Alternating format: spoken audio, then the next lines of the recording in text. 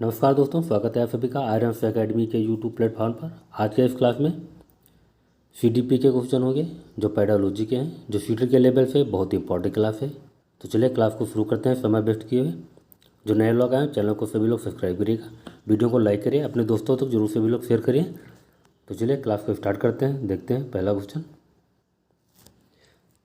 प्रतिभाशाली बालक वह है जो अपने उत्पादन की मात्रा, दर तथा गुणवत्ता में विशिष्ट होता है। यह कथन दिया गया है। तो पूछा गया है, एक प्रतिभाशाली बालक है, वह अपने उत्पादन की मात्रा, दर तथा गुणवत्ता में विशिष्ट होता है। यह कथन किसने दिया है? तो ये किस कथन R.W. टेलर के द्वारा दिया गया है। तो सी वाला ऑप्शन आपका सही है। थोड़ा फास्ट चलेंगे। बच्चों को सीखने और सिखाने की प्रक्रिया के दौरान वह उस कार्य को किस प्रकार से कर रहे हैं उनकी जानकारी उन्हें नहीं, कार्य समाप्त होने के पश्चात दी जानी चाहिए। तो ये गलत है बिल्कुल।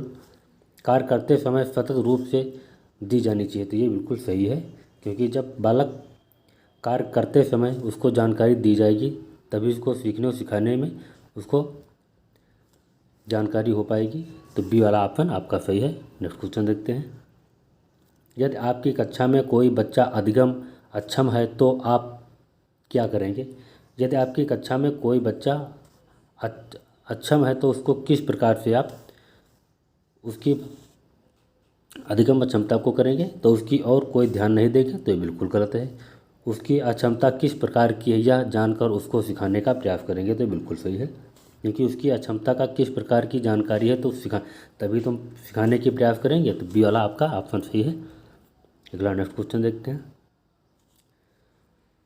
राष्ट्रीय पाठ्यचर्या की रूपरेखा 2005 की संतुष्टियों के संदर्भ में कौन सा कथन गलत है? तो पूछा है कौन सा कथन गलत है। तो आपके ऑप्शन है, विश्वविद्यालयों को राजनीति से मुक्त करना चाहिए। तो बिल्कुल गलत है। तो आपका यही ऑप्शन सही है, क्योंकि विश्वविद्यालयों को राजनीति से मुक्त करना चाहिए। तो यही ऑप्शन आपका गलत है। और ऑप्शन देख लेते हैं, ज्ञान को बाह्य जीवन से जोड़ना चाहिए। तो बिल्कुल सही है। राष्ट्र के प्रजातांत्रिक मूल्यों का सम्मान है। तो बिल्कुल सही है। परीक्षाओं में लचीलापन है। तो ये बिल्कुल सही है। क्वेश्चन के हिसाब से फर्स्ट वाला ऑप्शन आपका सही है। नेक्स्ट क्वेश्चन देखते हैं।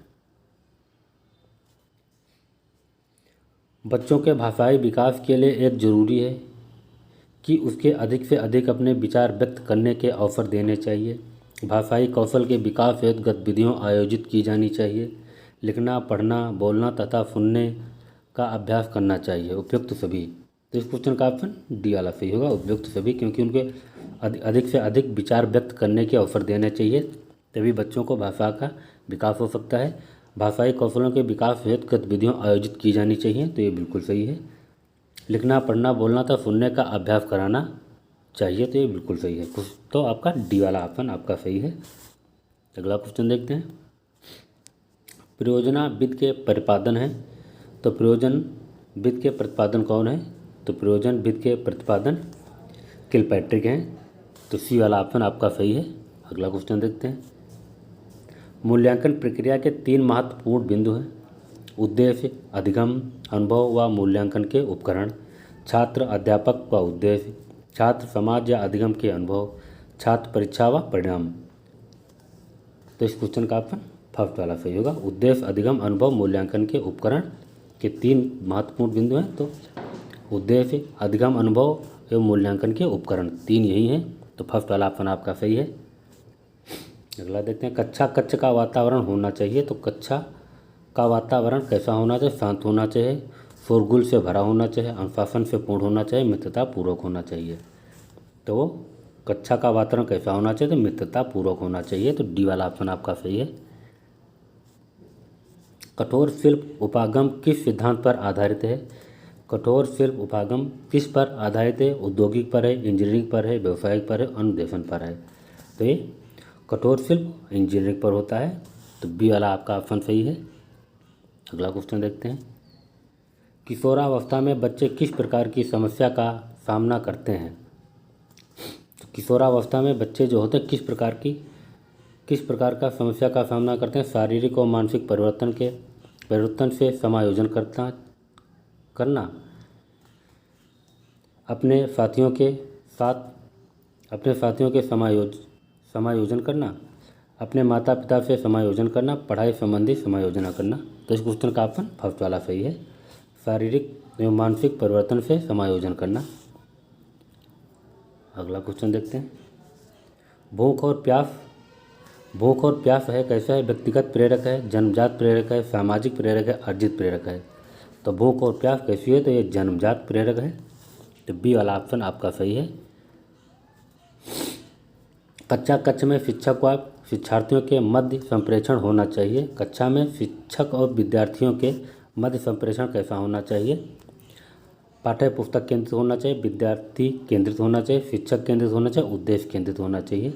तो ये उद्देश्य केंद्रित होना चाहिए। तो डी वाला ऑप्शन आपका सही है। अगला क्वेश्चन देखते हैं।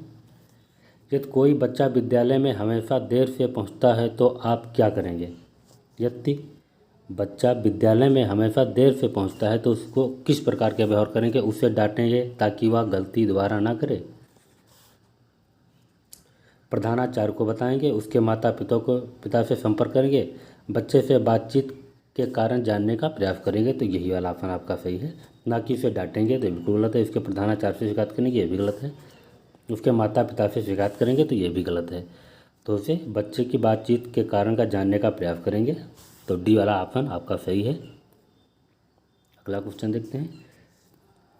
वर्तमान समय में शिक्षा का सबसे उपयुक्त उपागम कौन सा है? व्यवहारवादी उपागम है, सृजनवादी उपागम है, रचनात्मक उपागम है, मानववादी उपागम है। तो ये सृजनावादी उपागम है। तो बी वाला ऑप्शन आपका सही होगा। अगला क्वेश्चन देखते हैं। स्कूलों में अधिकतर शिक्षकों में अपने छात्रों के लिए जिसका सर्वाधिक अभाव पाया जाता है, स्नेह का, क्रोध का, दोहरारोपण का, घृणा का। तो ये घृणा का पाया जाता है। तो डी वाला ऑप्शन आपका सही है। अगला क्वेश्चन देखते हैं। कक्षा कक्ष में बैठक व्यवस्था कैसी होनी चाहिए? कक्षा कक्ष में कराई जा रही गतिविधियों के अनुरूप रोज़ एक जैसी होनी चाहिए। एक ही लाइन में बच्चों को बैठाना चाहिए, इस प्रकार से हो कि ताकि वह एक दूसरे से बातचीत कर सकें। तो इस क्वेश्चन का ऑप्शन कक्षा कक्ष में कराई जा रही गतिविधियों के अनुरूप होना चाहिए। तो फर्स्ट वाला ऑप्शन आपका सही है। नेक्स्ट क्वेश्चन देखते हैं। अंतःवैयक्तिक बुद्धि से तात्पर्य है स्वयं की क्षमताओं एवं कमजोरियों की पहचान करना, दूसरों को संप्रेरित करने का कौशल, विभिन्न व्यक्तियों को समझने का कौशल, दूसरों के साथ बातचीत करने का कौशल। तो ये सी वाला ऑप्शन आपका सही। विभिन्न व्यक्तियों को समझने का कौशल अंतःवैयक्तिक बुद्धि के से तात्पर्य है। तो सी वाला ऑप्शन आपका सही है। अगला क्वेश्चन देखते हैं। वर्तमान समय में शिक्षक की भूमिका है ज्ञान देने वाले की, सुगमकर्ता की, मित्र की, प्रबंधन की। तो इस क्वेश्चन का ऑप्शन वर्तमान समय में शिक्षक की भूमिका होती है सुगमकर्ता की होनी चाहिए। तो बी वाला आपका ऑप्शन सही है। अगला क्वेश्चन देखते हैं। आपको लगता है कि आपकी कक्षा में कुछ बच्चे बहुत तेज़ गति से सीख रहे हैं और कुछ बहुत धीमी गति से हैं। इस परिस्थिति में आप क्या करेंगे? तो तेज़ गति से सीखने वाले बच्चों को आगे बैठाएंगे तो ये बिल्कुल गलत है। धीमी गति से सीखने वाले बच्चों पर कोई ध्यान नहीं देंगे तो ये भी गलत है। इस बात पर कोई ध्यान नहीं देंगे तो ये भी गलत है। तेज गति से सीखने वाले बच्चों की सहायता धीमी गति से सीखने वालों के को दिखाने हेतु लेंगे तो ये बिल्कुल सही है। तो डी वाला आपका ऑप्शन बिल्कुल सही होगा। अगला क्वेश्चन देखते हैं। शिक्षण अधिगम प्रक्रिया की दृष्टि से एक बच्चा शिक्षक वह है जो कक्षा में बातचीत रोकने में असफल हो जाता है, बातचीत करने वालों को दंडित करता है, उदासीन है, जो सोचता है कि बातचीत को सीखने के संसाधन के रूप में उपयोग किया जा सकता है। तो डी वाला आप ही ऑप्शन सही होगा। शिक्षण अधिगम प्रक्रिया की दृष्टि से एक बच्चा शिक्षक वह है जो सोचता है कि बातचीत को सीखने के संसाधन के रूप में उपयोग किया जा सकता है। तो डी वाला ऑप्शन आपका सही है। अगला क्वेश्चन देखते हैं। परीक्षा में विद्यार्थियों से किस प्रकार से प्रश्न पूछने चाहिए? तो परीक्षा हो जो विद्यार्थियों में किस प्रकार से प्रश्न पूछने चाहिए? स्मृति एवं समझ आधारित होने चाहिए, वस्तुनिष्ठ एवं विषयगत होने चाहिए, समझ एवं अनुप्रयोग आधारित होने चाहिए, केवल वस्तुनिष्ठ होने चाहिए। तो इस क्वेश्चन का ऑप्शन सी वाला सही होगा। समझ एवं अनुप्रयोग आधारित होने चाहिए परीक्षा में विद्यार्थियों के प्रश्न पूछने के। तो सी वाला ऑप्शन आपका सही है। अगला क्वेश्चन देखते हैं। एक कक्षा में बहुभाषी विद्यार्थी है। यह स्थिति उत्पन्न करती है: शिक्षण अधिगम प्रक्रिया में बाधा, विद्यार्थियों के मध्य सामंजस्य की समस्या, अध्यापक में कुंडा, सीखने में समृद्ध संसाधन। तो इस क्वेश्चन का ऑप्शन डी वाला सही होगा, सीखने के समृद्ध संसाधन। कक्षा में बहुभाषी विद्यार्थी हैं, यह स्थिति उत्पन्न करती हैं, तो सीखने के समृद्ध संसाधन होने चाहिए। तो डी वाला आपका ऑप्शन सही है। अगला क्वेश्चन देखते हैं। यदि कक्षा में पढ़ाते समय आपको महसूस होता है कि अचानक सभी बच्चे पढ़ने में रुचि नहीं ले रहे हैं तो आप क्या करेंगे? तो कोई ध्यान नहीं देंगे, पढ़ाना जारी रखेंगे, तो ये बिल्कुल गलत है। पढ़ाना बंद कर देंगे, तो ये भी बिल्कुल गलत है। बच्चों को ध्यान देने को कहेंगे, तो ये भी गलत है। कारण जानने की कोशिश करेंगे, तो ये डी वाला आपका ऑप्शन बिल्कुल सही है। क्योंकि जब पढ़ाते समय बच्चे पढ़ने में रुचि नहीं लेते हैं तो उसे कारण जानने की कोशिश करेंगे, तो डी वाला आपका ऑप्शन बिल्कुल सही है। अगला क्वेश्चन देखते हैं। निष्पादित बुद्धिलब्ध IQ का सूत्र होगा, तो बुद्धि IQ का सूत्र क्या है?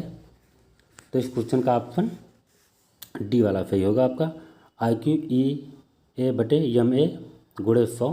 तो डी वाला आपका IQ का सूत्र है, तो डी वाला ऑप्शन आपका सही है। अगला क्वेश्चन देखते हैं।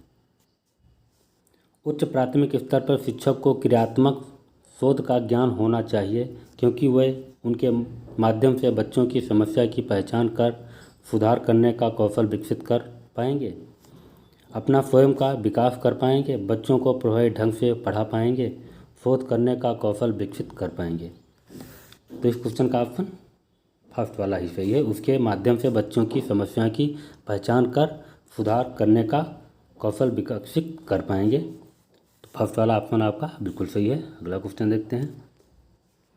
शिक्षा का अधिकार अधिनियम 2009 से 6 से 14 वर्ष आयु के विद्यालय कभी ना गए अथवा विद्यालयी शिक्षा अधूरी छोड़ने वाले बच्चों को शिक्षा मुक्ति धारा से जोड़ने हेतु उसे विशेष पाठ्यक्रम लागू करने पर जोर दिया जाएगा।